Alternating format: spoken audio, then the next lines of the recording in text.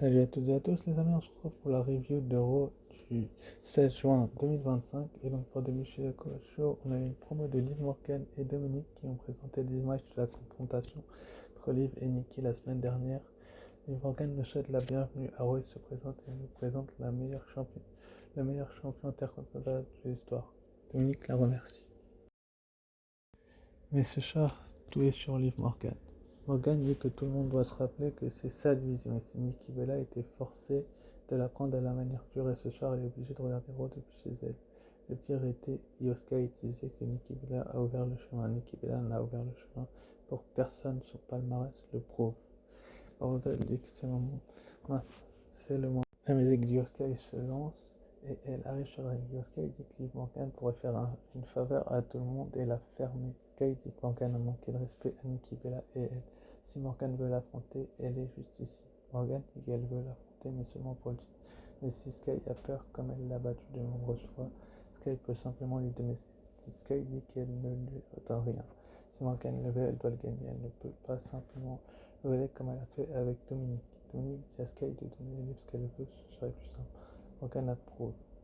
Et Sky dit que finalement, si Morgan veut, elle peut l'avoir. Sky lui lance son titre, il lui fait un drop kick. Sky enchaîne avec un round kick pour la sonner.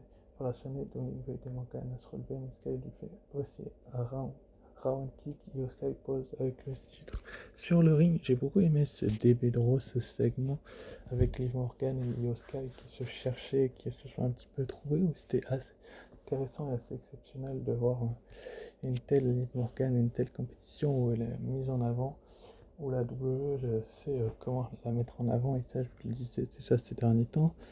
Malheureusement c'est dommage ce qui va lui arriver pendant le show, mais j'y reviendrai un petit peu plus tard, mais en tout cas c'était quand même assez cool de voir un segment entre deux lutteuses qui s'apprécient et qui était assez bon, qui avait une bonne alchimie. Dominique qui a pris cher aussi, mais ça je pense qu'il en a l'habitude. Je pense que Dominique en a l'habitude de prendre cher dans ces matchs, dans ce type de format-là. Donc alors à ce moment-là, Liv Morgan a le titre dans les mains, elle est toute contente. Et c'est là qu'elle va se prendre donc ce fameux coup de Yoska, le roundhouse kick, enfin le drop kick, pardon, regardez, hop là, le dropkick d'Io Sky sur Liv Morgan qui est exceptionnel. Enfin, franchement, j'ai beaucoup aimé. J'aime beaucoup en général ce qui se passe, que ce soit à Raw ou à SmackDown. Donc, c'était quand même assez intéressant de voir comment ce dropkick était placé par Io Sky. C'était quand même assez exceptionnel. La WWE a su capitaliser dessus. Donc, j'ai apprécié ce que la WWE a fait sur ça et c'était une bonne chose de voir une Io Sky vraiment mise en avant et qui va faire ensuite donc mettre un round kick et à Liv Morgan et à Dominique. Allez, ciao, bonsoir, merci d'être venu. Et Io Sky peut poser avec ses fans et c'est bien elle la championne du monde et elle le démontre et franchement c'était un bon début de segment et un très très bon début de Raw j'ai trouvé personnellement. Juste après, donc, on a eu le premier tour du Queen of the Ring. Stephanie Vaquer contre Ivy Knight, contre Raquel Rodriguez, contre la revenante Asuka. Une très très belle rencontre. Enfin, franchement, j'ai apprécié comment la 2 a construit et a mené cette rencontre. J'ai trouvé ça très très bien, assez exceptionnel ce qu'ils ont fait avec une Asuka, enfin une Nad qui bloque un compte de Vaquer, qui fait des power slam à Asuka. Vaquer qui brise le compte, Vaquer la repose du ring avec un coup de pied, mais Rodriguez en profite pour faire un big boot, enchaîner avec un chokeslam et à Vaquer, et elle voulait la courir, mais c'est là que c'est un peu parti en sucette parce que, comme je vous l'avais dit la semaine dernière, Ripley avait vu son match de qualification côté par Raquel Rodriguez, et ben Ripley va se venger, elle va tirer Raquel Rodriguez en bas du ring, faire un riptide à cette dernière, la remettre sur le ring, ce qui va permettre donc à la revenante, et ça c'est une petite surprise, enfin, personnellement je m'attendais pas à un tel résultat, donc Asuka de placer son hip attack pour le compte de 3. Donc quand même très très belle rencontre, très très belle victoire. Enfin, franchement ce retour, il est après 12 mois d'absence, ou 18 mois, je sais plus, j'ai plus les calculs exacts de Asuka. Elle n'a rien perdu, elle a fait un super match. Enfin franchement, Vaquer, Ivy Knight et Raquel Rodriguez également ont fait une énormissime même prestation, je vous dirais. Mais quand même, Asuka a porté le match et j'ai apprécié comment la 2 a fait en sorte de mettre en avant et Asuka et Stephanie Baker et Rivina et Raquel Rodriguez, que franchement, les trois sont restés fortes, même si bien évidemment qu'à la fin, Raquel Rodriguez prend le tombé. Et si vous la connaissiez à NXT, elle était beaucoup mieux utilisée que ça. Mais elle est quand même championne par équipe, Raquel Rodriguez, avec Liv Morgan. Donc c'est une défaite qui ne lui fera pas forcément de mal. Alors que Asuka, elle qui venait de revenir, ça lui aurait fait beaucoup de mal, je pense, de perdre un tel combat. Un tel scénario était très très bien venu.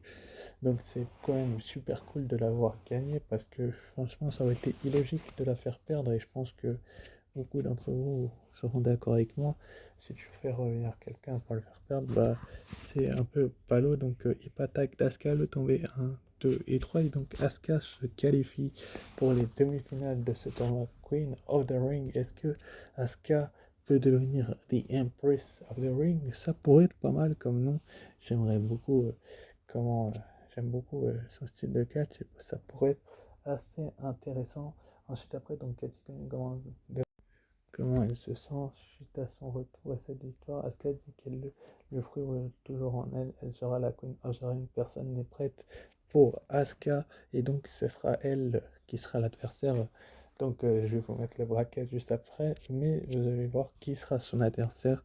En tout cas parce que je ne les ai pas fait de review de SmackDown, mais j'en suis sincèrement désolé, mais des fois j'ai des petits couacs, j'ai des petits empêchements, donc je vais pas me morfondre dessus, mais en tout cas Asuka, je suis content qu'elle soit revenue dans un tel match avec une telle adversité qu'elle puisse le gagner. Donc c'est quand même une bonne nouvelle et c'est très très bien vu de la part de la WWE de mettre Asuka en avant. Et donc en demi-finale, et bien oui, Asuka retrouvera Alexa Bliss lors de SmackDown. Donc c'était le SmackDown de hier soir, donc je vous ferai la review juste après. Donc Asuka, Alexa Bliss, donc c'est quand même un point positif. Et de l'autre côté, Cargill Perez.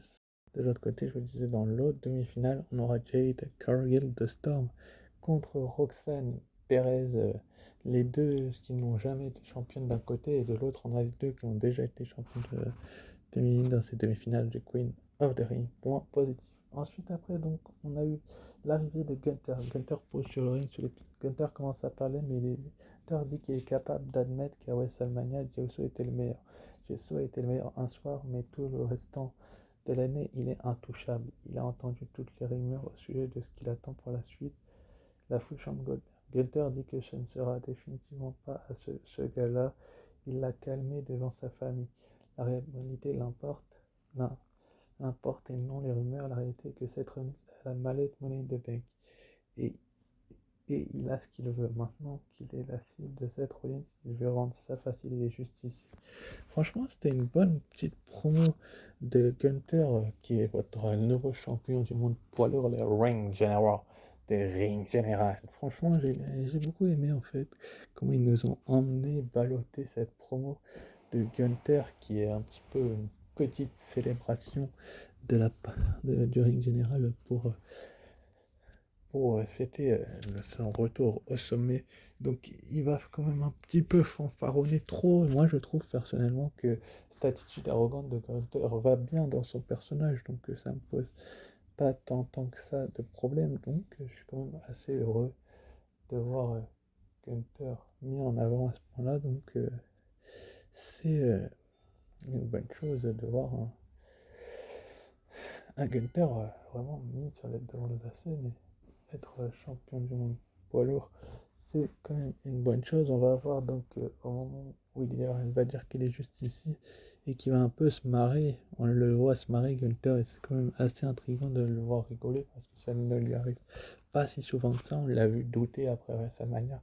Et maintenant qu'il est de retour au sommet, il peut rigoler.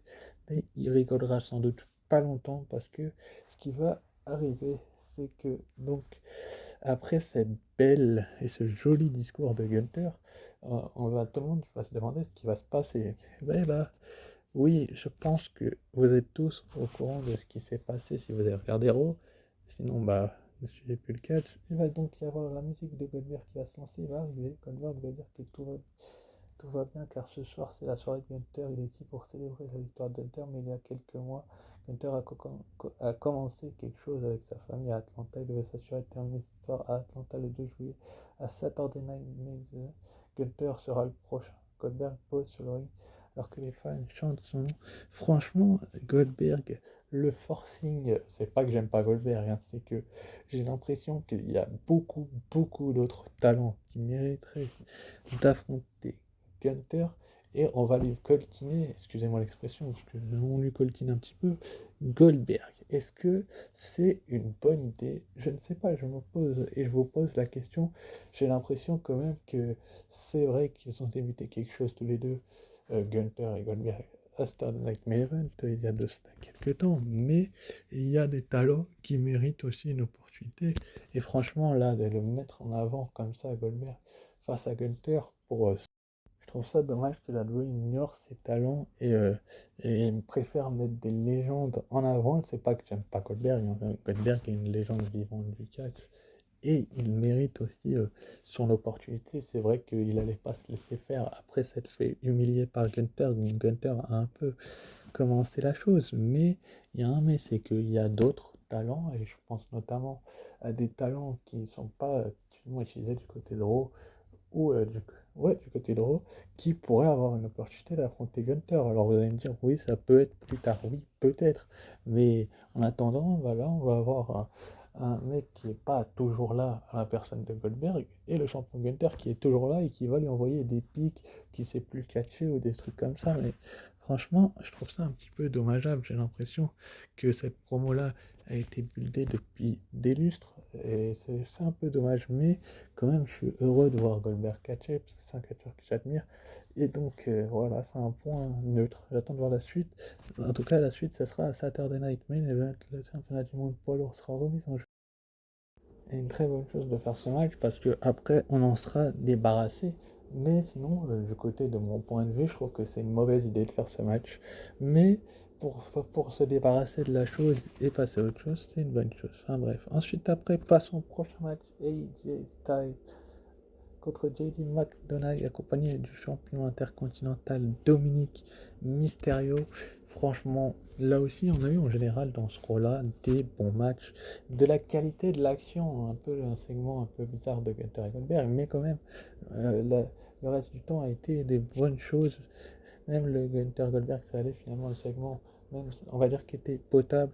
Mais en tout cas, on a un AJ Styles, JD McDonagh là, qui a redonné le sourire aux fans, qui a fait voler en éclats la salle, on va dire ça comme ça a été exceptionnel. Enfin, franchement, j'ai aimé et j'adore le style de catch de AJ Styles, qui pour moi mérite plus que qu'on a vu dans le segment avant déjà, premièrement, mais qui mérite vraiment d'être vraiment mis sur les devants de la scène, d'être vraiment mis sur les devants de la scène et face à JD McDonagh qui a un talent du futur et un membre du Vendée en plus, il pouvait être que bon le match. J'ai trouvé la WWE très bien, très forte à construire ce match-là parce que tout simplement bah, ils ont su ce qu'ils avaient à faire.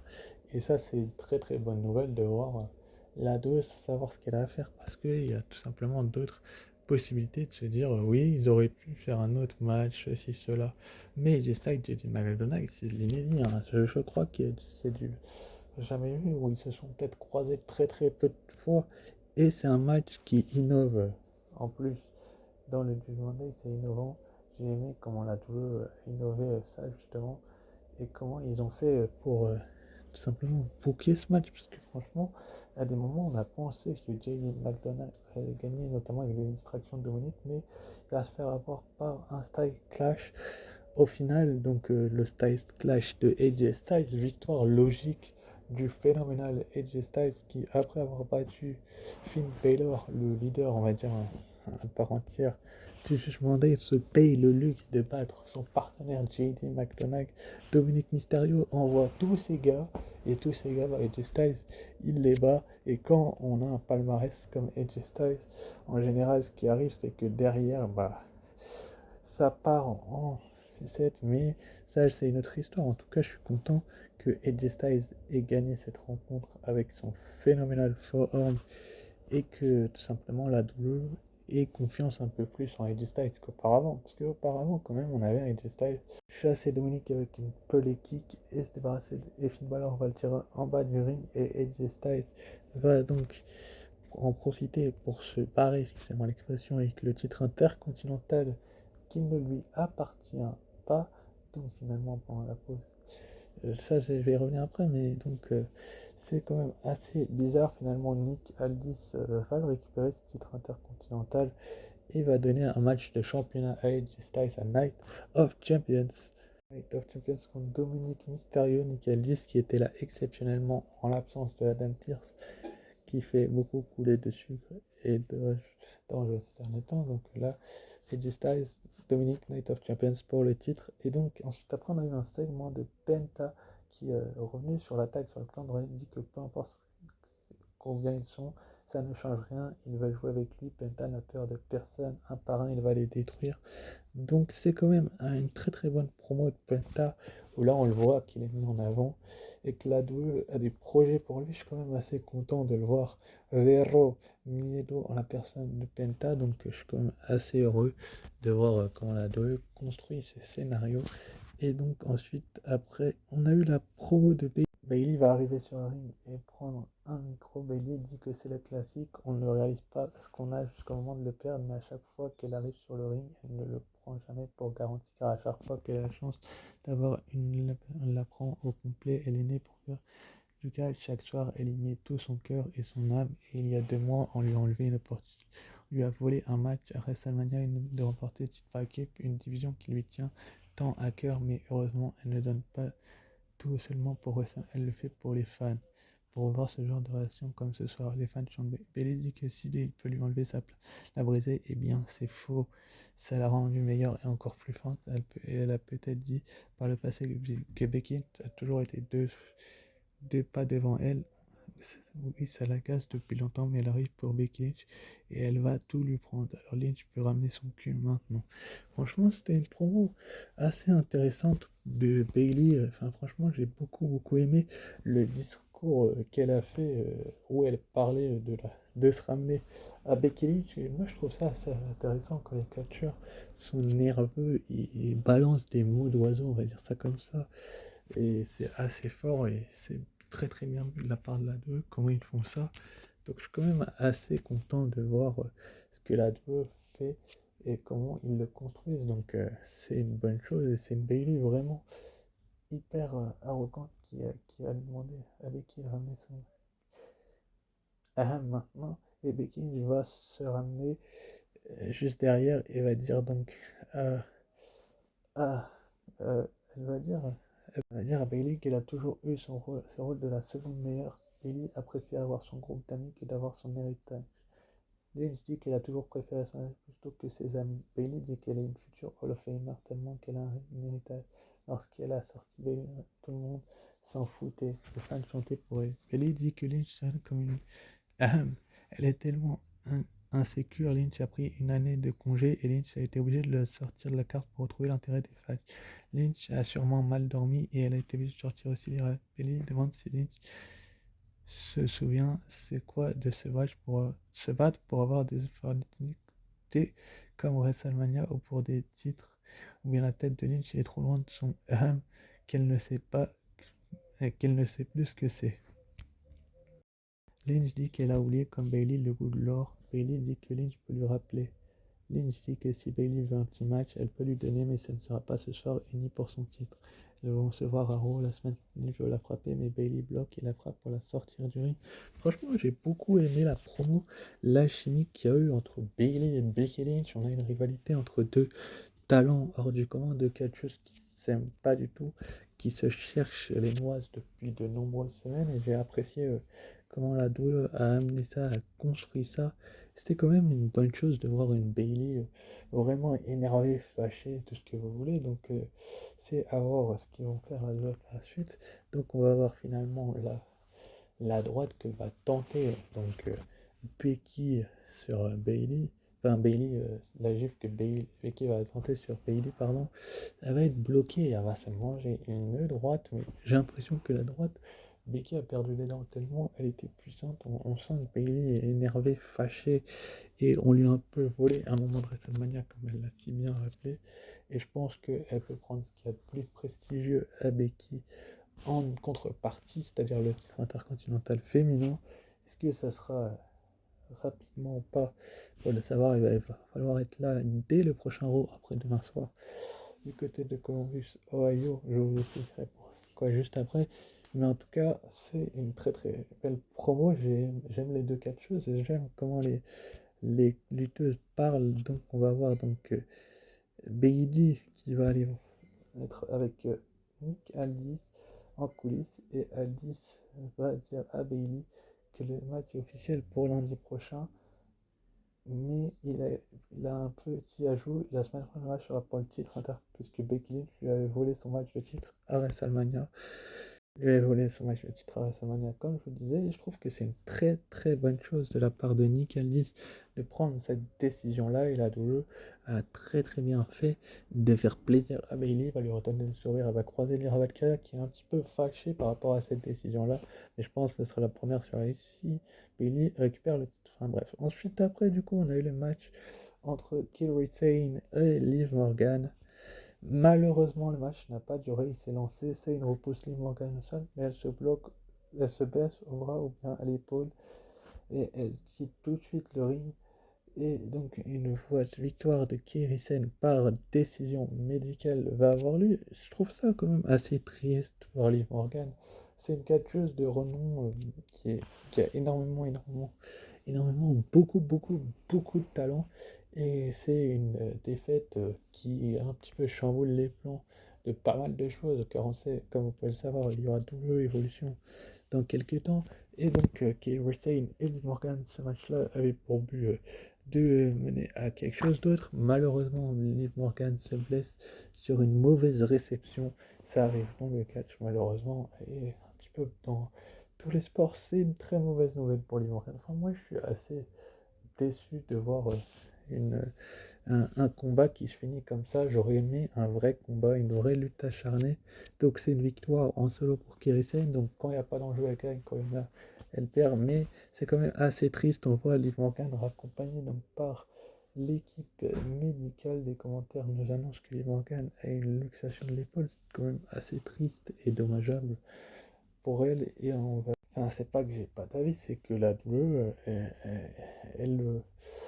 c'est tellement triste que pour moi, c'est neutre cet avis-là, et c'est dommage pour les Morgan qu'elle se soit blessée. Enfin bref, passons à la suite. Donc, passons à la suite après ce triste match, le main event, dernier match du premier tour des King of the Ring. Main event, Jey Uso, l'ancien champion du monde poids lourd, contre Rusev, le revenant, contre Big Bronson Reed, contre Sheamus. Big Bronson Reed accompagné de Paul Heyman. En général, quand les associés, on va dire les alliés de cette Freaking Rollins ont un match, ça dégénère comme toujours. Là, ça n'a pas fait exception. On a une très très belle rencontre avec le King of the Ring. Franchement, j'en suis pas déçu. La rencontre était d'une très très bonne qualité. J'ai apprécié comment la WWE a fait en sorte de voir, de mettre en avant ces 4 catcheurs. On a un Jey Uso qui vient à peine de perdre son titre, qu'il est déjà dans le tournoi King of the Ring où il a un match pour le premier tour. Il a contre Rusev, Sheamus et Bronson Reed. C'est un peu l'outsider, le catcheur qu'on n'a pas envie de voir perdre. Et franchement, j'ai apprécié comment le match a été déroulé. C'est déroulé, pardon. Comment dire comment s'est déroulé ce match? Sheamus le dirait mieux que moi. Ça a été un banger. Banger après banger après banger. On a eu à la fin du combat un Rusev qui a appliqué sa clutch sur Jay. Jay a résisté et a attrapé une corde. Sheamus a porté un coup de genou à Rusev. Lui porte un coup. Enfin, Rusev l'a rendu. Big Boot et ainsi de suite. Senton. Reed enchaîne avec un stun sur Sheamus et les coups pour Jay. Il a pris le compte. Il a évité les coups de Reed. Il y a eu un spear. Il y a tout eu dans ce match. Il y a eu Point Breaker qui est arrivé pour intervenir. Sami Zayn va le repousser, et ça c'est très très bien. Je trouve ça très très bien que Sami Zayn repousse le Braun Breaker. Il va bloquer, enfin Breaker va bloquer le leva kick et va envoyer Zayn sur la table. De Hunter arrive et se lance en flip sur Breaker, donc en top call, il est en bas du ring. Reed fait un Dead Valley Driver à Jay. Reed monte sur le coin, mais LA Knight arrive et le pousse au sol. Jay fait un super king et enchaîne avec un spear. Jay monte sur le coin, il lui fait un splash. Et un autre fois sur le coin pour un second splash. Franchement, Jay qui remporte ce match, qui l'aurait imaginé au début de ce King of the Ring alors qu'il était champion du monde poids lourd. Je pense que personne n'aurait pensé une seule seconde que Jay Uso se reprendrait aussi rapidement et d'une manière aussi efficace et aussi belle dans ce tournoi King of the Ring. Et donc c'est exceptionnel comment AEW a booké ce rôle-là parce que j'ai apprécié tout ce qui s'est passé quasiment. Et on a eu un match en plus ajouté pour Night of Champions qui nous en fait 4 et on en marquait plus qu'un qui a été rajouté hier soir à SmackDown, j'y reviendrai. Bref, très très belle victoire de Jey Uso qui est donc remporte ce match avec 2 Uso Splash sur Bronson Reed et 1 et 2 et 3. Et donc il affrontera donc en demi-finale du King of the Ring.